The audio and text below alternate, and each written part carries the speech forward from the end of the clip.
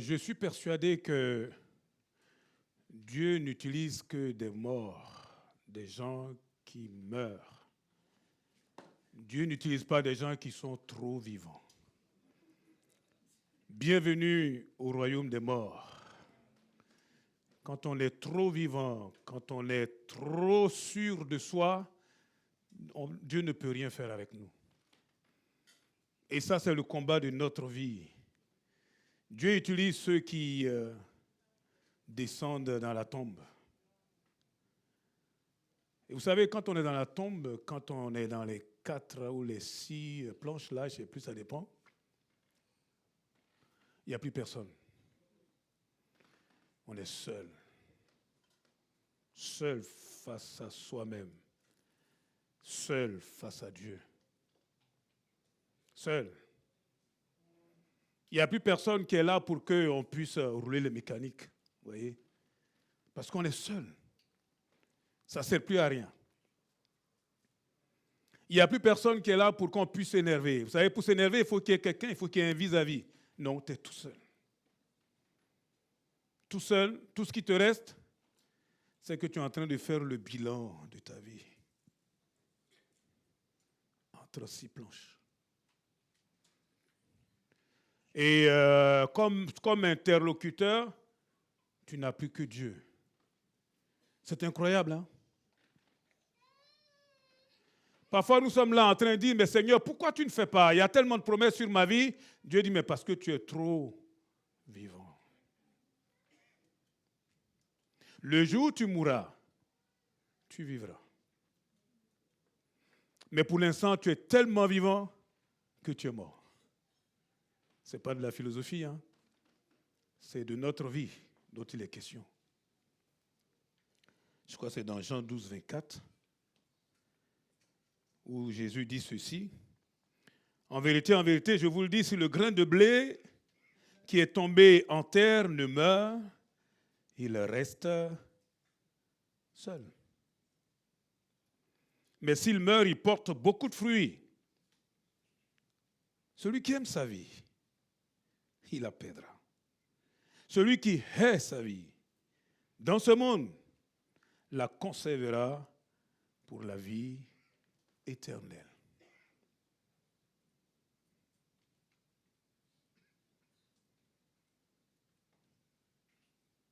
Dieu aime ceux qui acceptent la mort. Le vrai problème, c'est que personne n'a envie de perdre la face. Moi-même, je me bats contre ça. Parce que parfois, je me dis, trop c'est trop quand même. Hein? J'ai déjà donné. Toi-même, tu sais, Seigneur, j'ai déjà donné. Le Seigneur dit, non, tu n'es pas encore bien mort.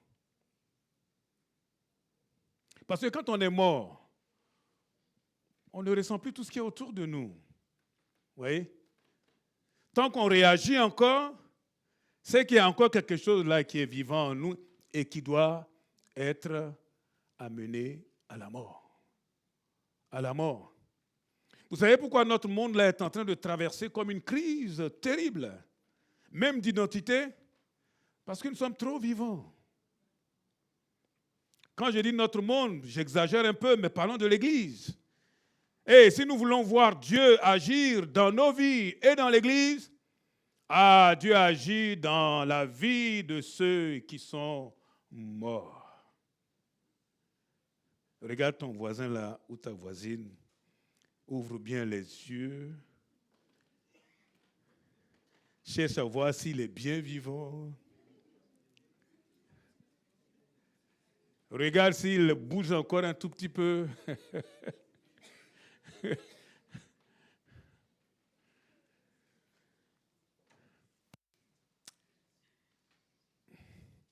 Je pense à la vie d'un homme, un certain Jacob. Déjà, quand on dit Jacob, Yaakov, le supplanteur, le manipulateur, celui qui il fait tout pour arriver à ses fins, on sait à quel type de bonhomme on a affaire. Hein? avec la complicité de sa maman. Bon, c'est une petite parenthèse aux mamans, dans laquelle je ne veux pas entrer. Oui, non, parce que j'ai envie de rentrer chez moi tranquille. Il a trompé son père. Il a trompé son frère, Ésaü. Il a usurpé le droit d'aînesse, bien comme il faut. Il a roulé dans la farine comme un vrai boulanger. Et malheureusement, il a dû fuir pour sauver lui-même sa propre vie. Vous savez, quand on commence comme ça à être tellement vivant, on a l'impression qu'on maîtrise tout. Et c'est vrai que Jacob maîtrisait tout. Ah oui. Presque tout lui réussissait. Mais derrière cette apparence-là, il y avait quand même quelque chose dans ce Jacob-là qui plaisait à Dieu. Comme quoi, hein, on peut être vraiment tordu, comme Jacob, et pourtant avoir au fond de nous une sorte d'étincelle que Dieu recherche. Mais pour que cette étincelle-là puisse briller, il faut qu'on meure. Il faut qu'on meure vraiment. Dans Genèse chapitre 32, après ça dépend des versions, il y en a qui sont au verset 24, j'ai remarqué, il y en a qui sont au verset 25, mais bon, vous verrez. Il nous a dit, Genèse chapitre 32, verset 24, moi dans ma version, Jacob demeura seul. Jacob demeura seul. Jacob, c'est ce grand homme. Seul. Avec toutes les promesses qu'il avait reçues, il est seul. Seul. Pendant toute une nuit. Il n'y a plus personne. Il a fait tout ce qu'il a pu. Bon, je vous dis, à force de rouler les gens, ben il est tombé sur plus dur que lui, sur son propre oncle Laban. Et lui, c'est une autre paire de manches, hein, tonton Laban. Ah, le bonhomme, il est venu, bon, il aimait Rachel, il était prêt à travailler 7 ans, c'était le deal, hein, travailler 7 ans pour conquérir cette femme. Bah, il s'est rendu compte que tonton Laban, ben non, hein, il lui a filé d'abord Léa. Quand il lui a dit, mais qu'est-ce que tu m'as fait? Il lui a dit, ah, tu sais, ici, ce n'est pas la coutume, hein. Ici, là, on ne peut pas quand même permettre à la cadette d'être mariée avant l'aîné. Donc, tu prends celle-là, et puis tu fais une semaine de noces, là, et puis après, ben, je te donnerai aussi Léa, pour laquelle tu vas encore signer 7 autres années. Ça s'appelle un dealer. Le gars, il était parti pour 7 ans, il prend le double. 14 années. Et quand il a fini et qu'il veut partir, l'autre lui dit, mais ok, on va faire un marché là. Maintenant, tu vas encore travailler pendant 6 ans. 6 ans, cette fois-ci, c'est pour mes brebis. Voilà. Alors, 14 plus 6, ça fait quand même 20 ans. 20 ans.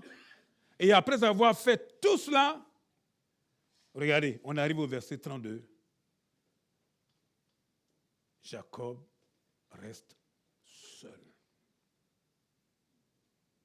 Tu peux faire tout ce que tu veux. Tu as l'impression que pour l'instant, tout te réussit. Tu manipules bien les autres. Tu fais les choses, personne ne te voit, ni vu, ni connu. Tu t'en sors, tu as toujours la tête hors de l'eau. Et tu dis, waouh, je suis vraiment quelqu'un. Mais tu vois, tôt ou tard, le Seigneur va te coincer. Là, un moment où tu ne peux plus rien faire. Parce que Dieu n'utilise pas des gens qui sont trop vivants. Il va falloir que toi et moi, là, nous arrivions d'abord à la mort. Mourir. Où on ne peut plus compter sur soi. Et là où Jacob se trouve là, il sait qu'il a chaud. Il doit rencontrer son frère, qu'il a trompé déjà une vingtaine d'années auparavant. Eh oui, eh oui.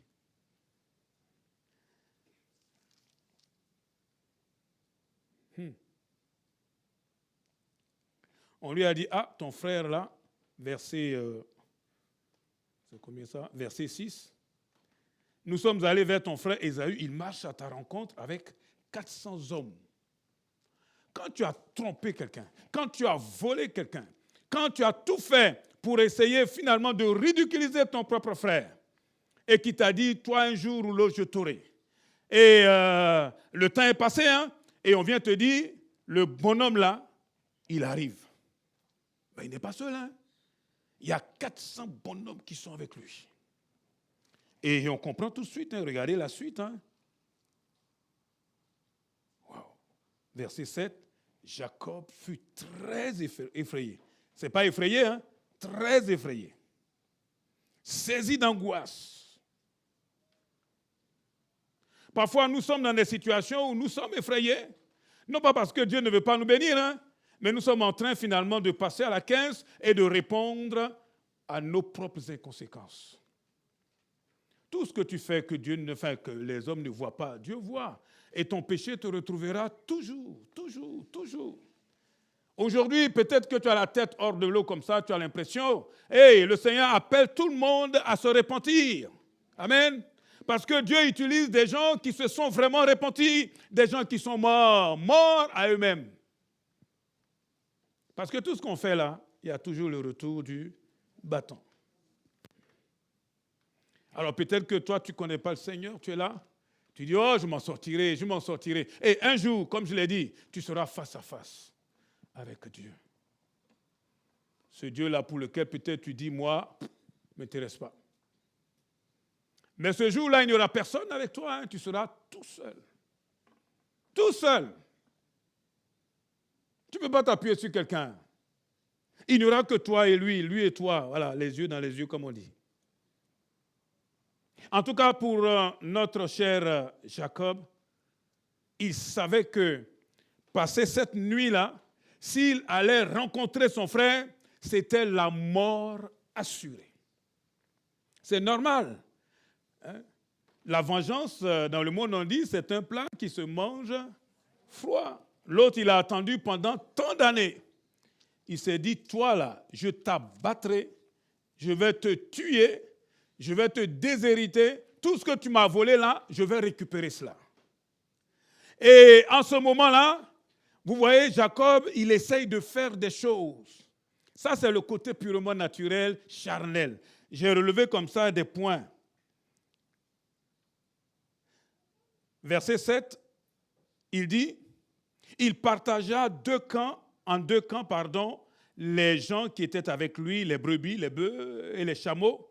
Et il dit, si Ésaü vient contre l'un des camps et le bat, le camp qui restera pourra se sauver. Ça, vous voyez, ça, c'est les calculs humains, ça. Il dit, ok, là, j'ai toute ma famille, j'ai tous mes biens, celui qui arrive là. Donc, il sait très bien qu'il y a un désastre derrière. Il dit, ok, on va faire deux. Comme ça, s'il détruit au moins une partie, il y a au moins un autre camp qui pourra survivre. Ça, c'est la première chose qu'il a trouvée. Vous voyez, ça, c'est des calculs humains. Deuxième chose, et celui-là, il n'est pas mal, verset 11, il dit, délivre-moi, je te prie, de la main de mon frère, de la main d'Ésaü, car je crains qu'il ne vienne et qu'il ne me frappe avec la mère et les enfants. Donc là, il s'est mis à prier. Excusez-moi, hein. Tant qu'on est vivant, on peut prier. Vous savez quoi? Il ne se passe rien. Tant qu'on est trop fort, on peut prier. Regardez, il ne se passe rien. C'est choquant, hein? Parce que les religieux savent bien faire ça. Ah Seigneur, je te demande pardon. Ah Seigneur, toi-même tu sais que j'ai mal fait. Et ça ne suffit pas, hein? Il faut mourir à soi. Il faut s'humilier. Il faut accepter de perdre la face. Si le grain de blé qui est tombé en terre ne meurt, mourir c'est mourir. il reste seul. Mais s'il meurt, il porte beaucoup de fruits. Parce que la vie régère ou bien renaît, si vous voulez, de la mort.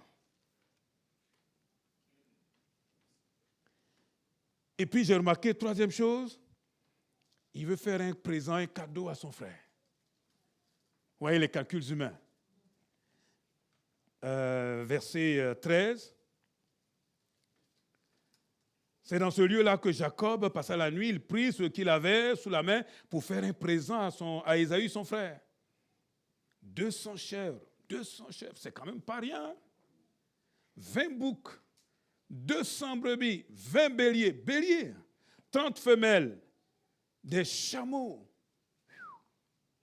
Avec leurs petits qu'elles allaitaient, 40 vaches. Quand je vois le prix d'une vache, et attendez, 10 taureaux, c'est encore plus cher. Quand je ne connaissais pas encore le Seigneur, ma maman était, bien sûr, comme nous tous d'ailleurs, une véritable idolâtre, mais parce qu'on était comme ça, et la pauvre, la famille était dans des chaînes démoniaques. Et chaque année, on demandait à cette pauvre maman-là d'aller faire des sacrifices de vaches ou de taureaux. Ça coûtait une fortune. Et bien sûr qu'elle n'en avait même pas les moyens. Mais il fallait qu'elle s'endette. Pourquoi? Mais parce qu'il y avait comme une sorte de chape de plomb là sur la famille. Si elle ne faisait pas cela, forcément, l'un d'entre nous là allait trépasser. C'est pour ça que je vous dis, je sais que ça coûte cher. Alors notre cher Jacob, il a dit, OK, je vais essayer de l'apaiser. C'est ce qu'il dit d'ailleurs au verset 20. Voici ton serviteur Jacob vient aussi derrière nous, car il se disait, je l'apaiserai par ce présent qui va devant moi. Ensuite, je le verrai en face. Et peut-être m'accueillera-t-il favorablement. Vous voyez, j'aime bien son peut-être. C'est-à-dire, après avoir fait tous ces calculs, on se rend compte d'une chose, c'est que rien n'est sûr. Ah oui, là, il risque d'être véritablement zigoué là. Hein? Et il sait que finalement, ce n'est que justice. C'est pour ça que je dis, tout ce que nous faisons, il y a toujours le retour du bâton, tôt ou tard. Si ce n'est pas la grâce de Dieu, il y a toujours le retour du bâton. Toutes les paroles que nous apportons comme ça, toutes les actions que nous posons, excusez-moi, il y a toujours un retour. Mais pour que cela nous vienne en grâce, et c'est ça le but vraiment du message, c'est que nous apprenions à mourir afin que Dieu lui-même puisse prendre notre défense. Amen. Qu'il puisse changer le mal en bien. Et notre frère Jacob, notre bien-aimé Jacob, il est donc tout seul. Il est en train de réfléchir. Il sait que ça va être compliqué malgré tout ce qu'il a fait. Il a fait passer tout le monde, ses femmes, ses enfants, tous ses biens. Tout le monde est passé et lui, il est encore derrière cette eau-là. Il est là en train de réfléchir parce qu'il sait qu'après cette nuit-là, ça va être compliqué. Compliqué. Ah, il y en a comme ça là, qui sont là peut-être cet après-midi. Vous êtes là en train de réfléchir sur votre vie. Laissez-moi vous dire quelque chose. Si Dieu n'intervient pas à votre vie là, ça ne va pas bien se passer. Hein? Nous avons besoin de quelqu'un qui se lève pour nous. Quelqu'un qui vient, le Seigneur lui-même qui vient et qui nous défende. Parce que dans ce monde-là, et comme dit Jacob, on n'est pas sûr. Rien n'est sûr.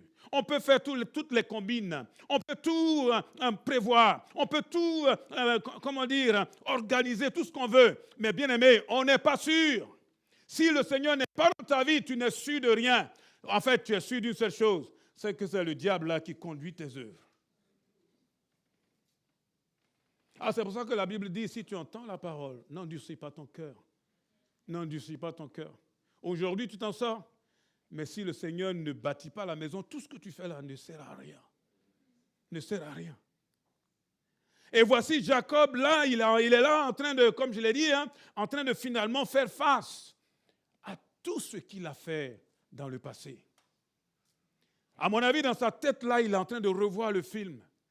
Comment il a roulé son frère. Comment il a trahi son propre père? Comment il a fait tout cela? Comment finalement il a manipulé tout le monde? Et il sait très bien que tout ce qu'il est en train de vivre là, encore une fois, ce n'est que justice. Si Dieu ne lui fait pas grâce, il ne pourra pas s'en sortir. Laissez-moi vous dire, en tant qu'enfant de Dieu, Dieu ne peut agir dans notre vie que lorsque nous acceptons de mourir. De mourir à nous-mêmes, de mourir à nos rêves, de mourir à nos calculs. Parce que tous ces rêves, tous ces calculs-là, comme Jacob, ce n'est que de la chair. Ce n'est que de la chair. Et si nous ne faisons pas mourir ce qui est charnel, bien-aimés, nous allons avoir peut-être quelques petites percées. Nous allons avoir quelques petits résultats, mais c'est des percées ou des résultats charnels. Toujours limités. Nous ne pourrons pas entrer dans ce que Dieu a prévu pour nous. Quoique Dieu, dans sa grâce et dans son amour, il attend. Je ne sais pas comment il fait. Un peu comme dans l'histoire du fils prodigue. Il est là, il attend. Il espère toujours. Mais Dieu, comment tu fais? Il est là, il attend. Il attend que toi, tu acceptes. Tu acceptes finalement de mourir un peu. Tu acceptes d'être cette femme-là qu'on voit qui est solide, qui est brave, qui peut tout, ce frère-là, cet homme-là, qui est capable d'organiser les choses. Eh bien aimé, Dieu n'a que faire de notre intelligence.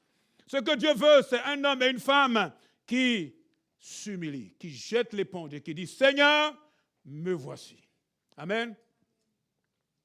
Et alors que Jacob est en train de réfléchir à tout cela, au verset 24, alors un homme lutta avec lui jusqu'au lever de l'aurore.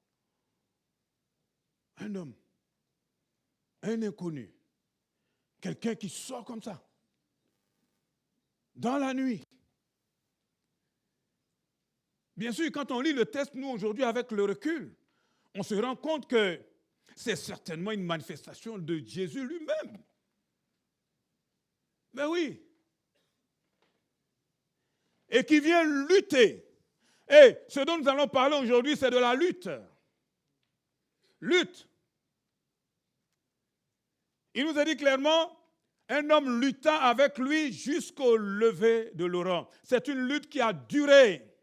C'est un combat qui a duré, qui a pris du temps. Un combat. Est-ce que c'était physiquement? Est-ce que c'était en songe? On ne sait pas. Mais en tout cas, le résultat, lui, il va se voir dans sa chair. Ce qui est sûr, c'est un véritable combat que toi et moi, nous traversons chaque instant. Chaque instant. Quand on était le vendredi ici, j'écoutais le témoignage de notre sœur Katie. Et je me disais, mon Dieu, mais c'est ça notre vie. Chaque fois que Dieu te demande de faire quelque chose, et que tu es là, tu hésites. J'y vais pas. Je le fais pas. Chaque fois que Dieu te demande de faire quelque chose, et tu dois te lever promptement, toi tu es là en train de réfléchir. Et le temps passe. Vous savez, quand Dieu te demande de faire quelque chose, c'est que le temps là, c'est là maintenant. Quand tu commences à hésiter, quand tu commences à prendre du temps, cette occasion-là passe. Avec son onction, avec sa grâce. Et le temps où toi tu te réveilles là, parfois, c'est plus tout à fait pareil. La lutte, c'est la réalité, la lutte entre la chair et l'esprit. Et il y a de grandes victoires à la clé. Des grandes victoires à la clé. Mais pour faire ça là, il faut que le charnel, il faut que l'homme, il faut que la femme, l'homme naturel là, voilà, descende. S'humilie.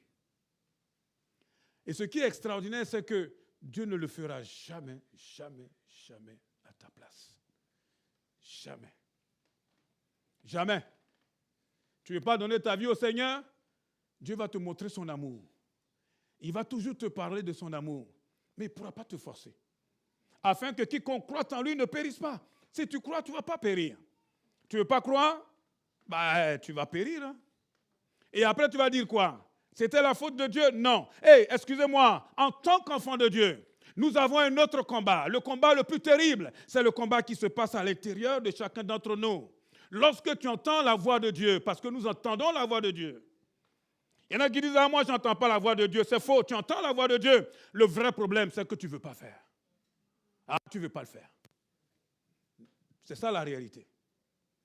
La réalité, parce que quand le Seigneur te dit, vas-y, il y a quelque chose là qui doit mourir en toi. Notre sœur Kitty nous disait, le Seigneur lui disait simplement d'aller vers le voisin, d'aller lui parler de sa part. Combien de fois le Seigneur t'a interpellé, toi et moi, et il t'a dit, vas-y, fais cela. Dis ce mot-là. Humilie-toi. Mais toi, tu es trop fort. Tu es trop forte. Tu es trop brave. Ah non, ça ne va pas se passer comme ça. Hein. Ah, il faut que je lui montre de quel bois je me chauffe. Eh oh! Il y a un temps pour l'hiver quand même, mais il n'y a pas toujours l'hiver. Hein. Toi, tu es tout le temps en train de te chauffer, même en été. Avec Dieu, là, ce qu'il faut faire, c'est s'humilier. Et dis à la personne qui est assise à côté de toi, humilie-toi. Accepte de mourir. Tu es trop fort, trop forte. Dieu n'a que faire des gens qui sont trop forts. Dieu utilise des morts vivants. Des gens qui acceptent de descendre dans la tombe. Et qui disent, Seigneur, franchement, ça me met mal à l'aise. Et qui vous a dit que ça va se passer facilement? Mal à l'aise. Parce que tu es obligé de sortir de ta zone de confort. Ah oui, hein? Ça te bouscule. Et pendant que je suis en train de te parler, tu sais exactement ce que le Seigneur est en train de te dire. Tu as dit, moi là, je ne veux plus jamais me baisser encore. Je ne vais plus jamais m'humilier. Mais ça là, ce n'est pas Dieu. Hein? Si tu continues comme ça, ben, tu vas passer à côté de quelque chose de merveilleux que Dieu a préparé pour toi. Et souvent, c'est nous-mêmes là qui fermons la porte de la grâce. Regardez, 7 ans, plus 7 ans, plus 6 ans, 20 ans. Le problème là, c'est quoi? C'est Dieu. Ça aurait pu durer même 50 ans. Jusqu'à ce que Jacob capitule. Tant que tu ne capitules pas, ton foyer, ça sera toujours la guerre. Excuse-moi, avec tout l'amour que je te dois. Tant que tu ne vas pas capituler ta relation avec tes enfants, ça sera toujours la guerre. Ah, mais ce sont des enfants. Oui. Mais le Seigneur va t'appeler à t'humilier devant ce petit bout-là. Et à lui demander pardon. Toi, tu dis, mais c'est moi le papa, c'est moi la maman. Et alors? Le Seigneur te dit, il va falloir que tu t'humilies. Dieu fait grâce aux hommes. Mais le même Dieu-là, il résiste aux orgueilleux. Aux orgueilleux. Et puis, il y a aussi des jeunes là qui sont là qui disent, ah, moi, j'ai 17 ans. Quand j'aurai 18 ans, quand tu auras 18 ans, tu vas faire quoi? Ah, quand j'aurai 18 ans. 18 ans, arrête. Par les temps qui courent là, tu vas avoir même 19, 20, 21, 22. Tant que tu es chez papa et maman là, tant que tu n'es pas capable de te payer un loyer, quelqu'un peut te dire amen? Eh oui, oh! Ah oui, c'est les parents là qui crient. Hein? Il faut que tu apprennes à t'humilier.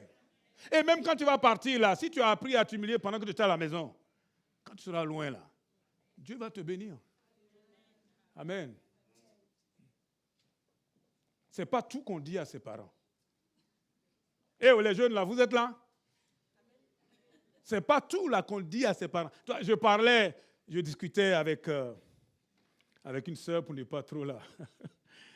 Et je disais, le problème avec vous, c'est que vous ne savez pas que nous là, on a été formatés à un moment où, en tant que jeunes là, on ne pouvait pas argumenter devant les parents. Tu vas à quoi? Eh oh! Moi, je sors du village. Les vieux là sont assis là. Et puis j'arrive, je dis, attends, tu vas argumenter. Tu vas quoi? On dit, c'est qui ça? Même si mon papa même ne fait rien là, il y a un vieux là qui va se lever qui dit, mais toi là, tu es qui? Ah, dégage! Et vous argumentez tellement bien que vous oubliez qu'en tant qu'enfant de Dieu, Éphésiens 6, verset 1 nous dit, enfant. Non, je vais entendre les jeunes. Enfant. C'est dur à sortir, hein? Mais c'est suivi d'une promesse afin que tu vives, que tes jours se prolongent sur la terre. Ce n'est pas tout qu'on dit à papa et à maman. On ne parle pas comme les autres parce que nous sommes enfants de Dieu. Amen. Et pour faire ça, là, il faut s'humilier. Moi, le Seigneur m'a beaucoup repris. Parce que dans le bailli où je suis là, bon, je ne vais pas tout dire parce que tout est enregistré. Parfois, la direction là, elle est énervante. Ouais, il faut couper. J'ai dit parfois, souvent. Et moi, j'ai fait plein de promesses aux étudiants en leur disant, non, on va vous donner tel moyen. Non, tout va aller. Vous allez avoir tous les éléments. 1 mois passe. 2 mois passent. Enfin, vous pouvez calculer depuis septembre. Et moi, je vois l'administration, mais attends, on n'a encore rien. Ah non, ça va venir. Ça va venir quand? Et à côté, j'entends grogner, et croyez-moi, j'ai envie de grogner aussi. Vous croyez que quoi? Je n'aurais pas connu le Seigneur là, en 2 temps, 3 mouvements, ça là, c'est réglé. Le Seigneur me dit, tu ne vas rien régler ici. Il n'y a pas 2 temps, il n'y a pas 3 temps. Il y a mon temps à moi, tu vas te taire. J'étais parti pour écrire une de ces lettres-là. Et puis quelqu'un m'a dit, va voir la secrétaire. C'est Dieu même qui me parlait. J'ai été voir la secrétaire, j'ai dit, excuse-moi, mais franchement, cette formation-là, j'ai envie de la laisser tomber. Elle me dit, waouh, c'est pas comme ça. Le bonhomme que tu vois là, si tu vas frontal, ouais, c'est mort. Comme dit ma petite fille, c'est mort. Écris une lettre, mais voilà, sois conciliant. Je ne sais même pas comment j'ai écrit la lettre. Donc j'ai arrondi les bords. Pour lui dire, je suis fâché, mais je ne vais pas vous dire que je suis fâché. Moi-même, quand j'ai relu la lettre, j'ai dit, waouh, inspiration de Dieu. Hein? Le monsieur l'a dit, bon, d'accord, ok, d'accord. Mais quand il dit d'accord, là, pour sortir les sous, j'ai envie. Et donc, parfois, nous avons envie d'en découdre avec la chair. Vous savez quoi? Il faut que la chair meure. Il faut que tu arrives à un moment où tu ne peux plus compter que sur Dieu. Moi, je pense à cet homme-là qui te fatigue depuis tant d'années. Honnêtement, quand tu fais le bilan, il t'a pourri la vie. Non seulement à toi, à tes enfants. Et le pire, c'est que chaque jour, ça se dégrade. Je sais que tu as envie d'une chose, c'est te barrer. Mais si tu fais ça, c'est la pire catastrophe que tu as fait de ta vie. Le Seigneur te dit de gagner cet homme-là. Non pas en parole, mais avec un esprit doux et paisible. Comment tu veux que tu sois douce et paisible avec quelqu'un comme ça? C'est ça la mort. C'est-à-dire tu brûles de l'intérieur, tu t'imploses de l'intérieur. Et tu dis, Seigneur, vraiment, je remets tout ça entre tes mains. Et tu ne l'attends pas au tournant, hein?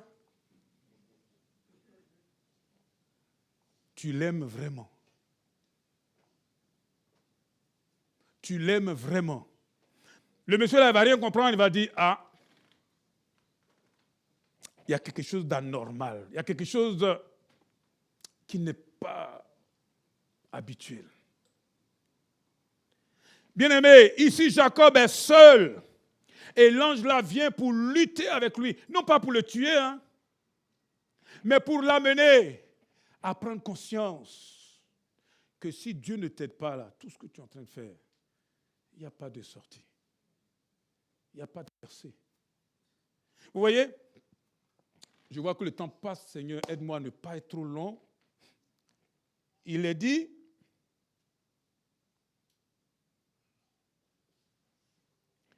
voyant qu'il ne pouvait le vaincre, verset 25, cet homme le frappa à l'emboîture de la hanche.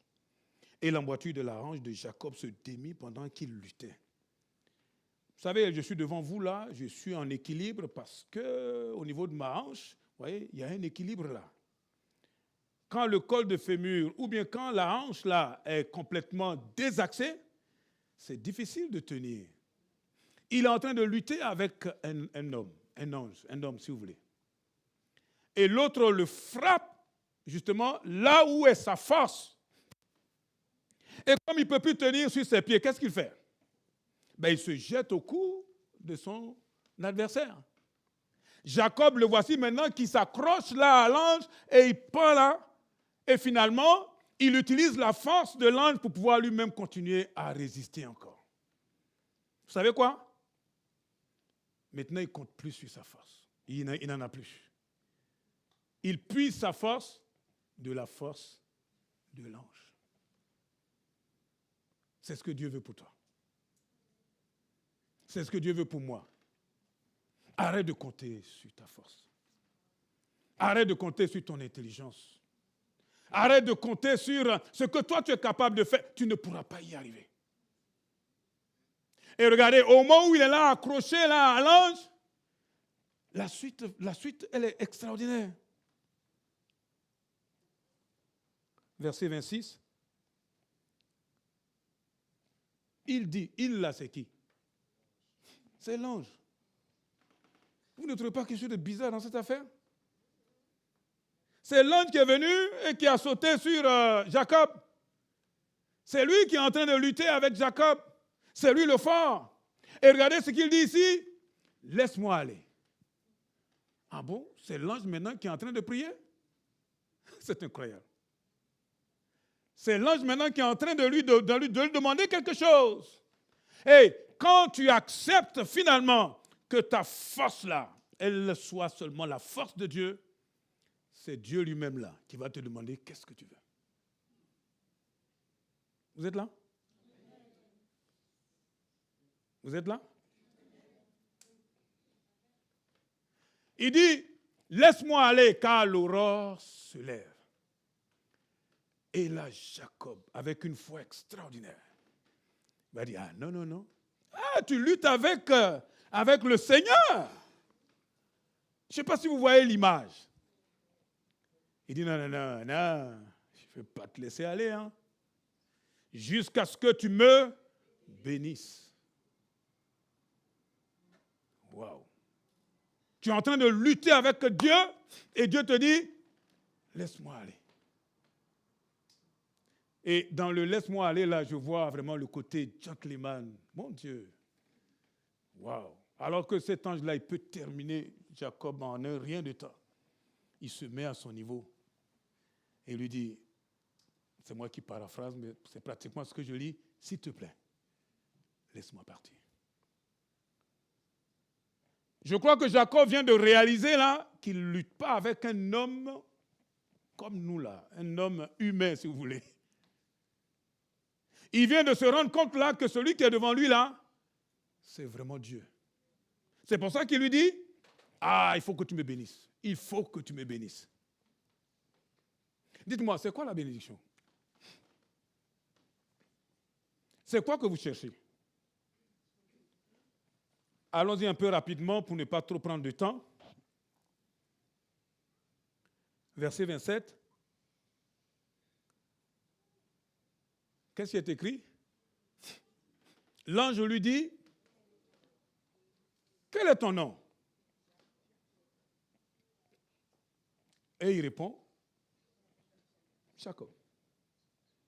Quand on lit ça rapidement, on ne comprend pas. Est-ce que l'ange ne connaît pas le nom de Jacob? Est-ce qu'il ne connaît pas son nom? Si c'est Dieu qui est là, est-ce qu'il ne connaît pas le nom de Jacob? D'après vous, pourquoi il lui demande? Il est en train de demander à Jacob de décliner son identité. Il est en train de lui dire, toi là, tu es qui? Il est en train d'amener Jacob à réaliser tout ce qu'il a fait là dans le passé. Là. Quand il dit, je m'appelle Jacob, il est en train de dire, c'est moi le menteur. C'est moi le manipulateur. C'est moi là, le gars là qui a usurpé le droit d'aînesse. C'est moi là qui ai menti à mon père. C'est ce qu'il est en train de dire. Il est en train de reconnaître ce qu'il est réellement. Vous voyez?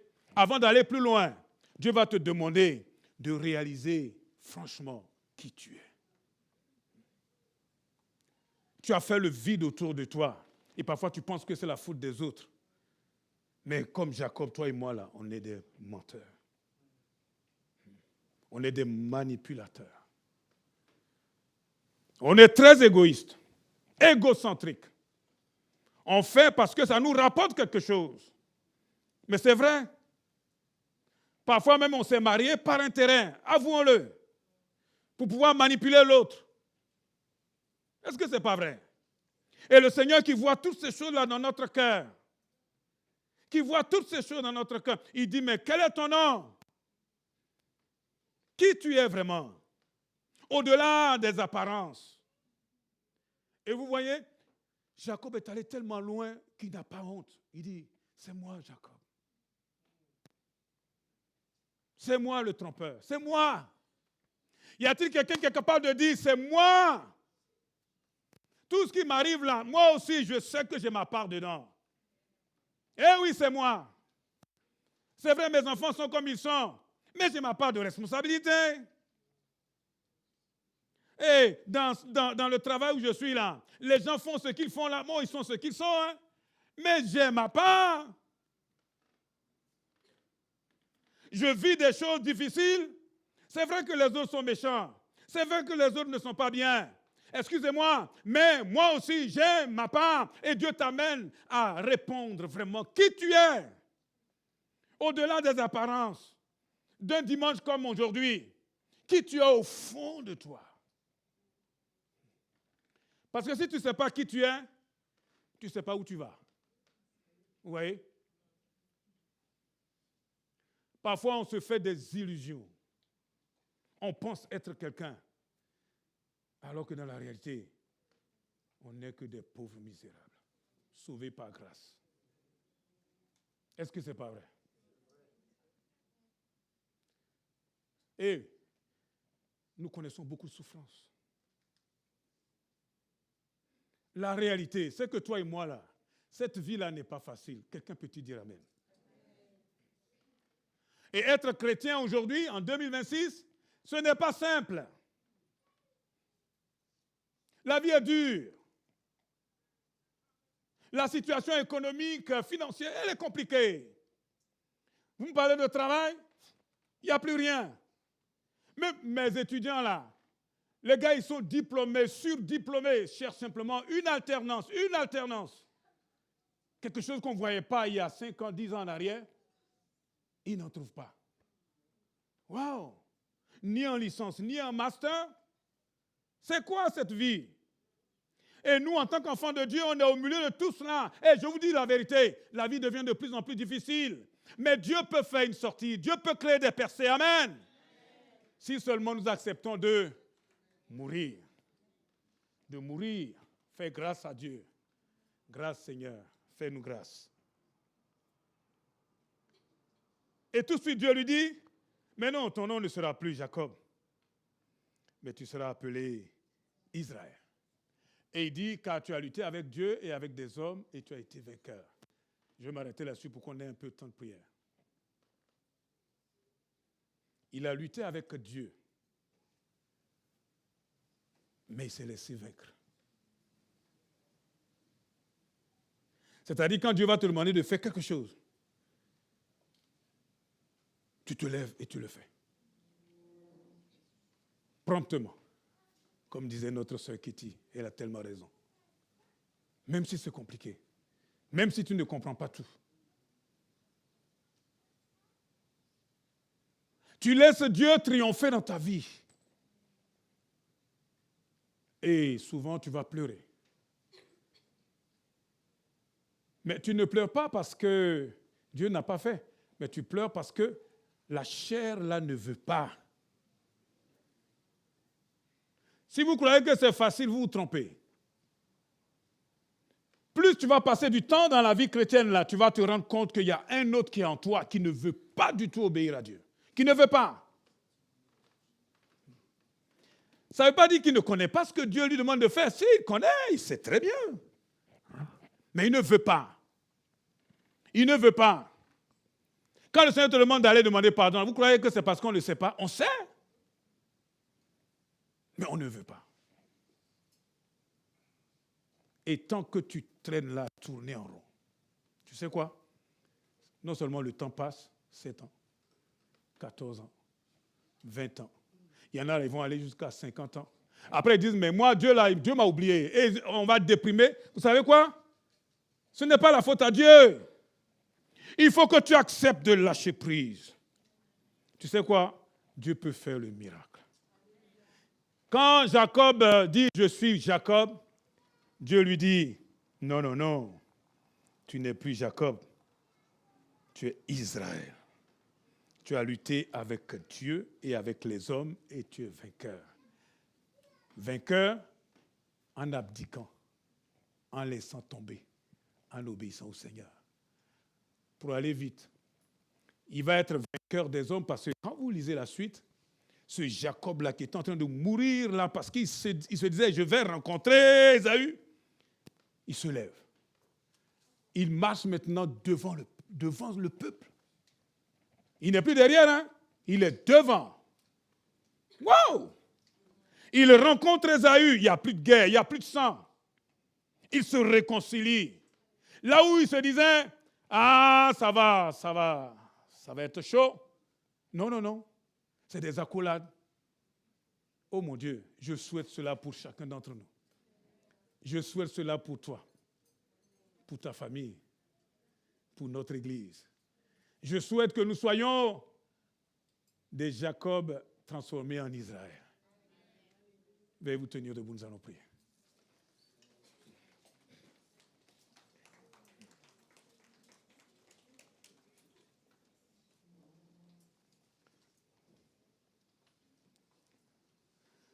Je vais laisser la place au pasteur Eddy. Avant cela, je voudrais, franchement, s'il te plaît, pour au moins 5 minutes là, prends le temps. Ne t'occupe pas des autres. Le Seigneur t'a amené ici là pour ça. Réfléchis. Là où Dieu te demande de faire et puis toi tu dis non, non, non, non. Et pour lequel tu es en train de souffrir et tu sais exactement ce que Dieu veut. Ne sors pas de cette salle-là sans avoir abdiqué, sans avoir accepté de descendre dans la tombe. Tu verras quoi? Dieu va s'occuper de toi. Amen.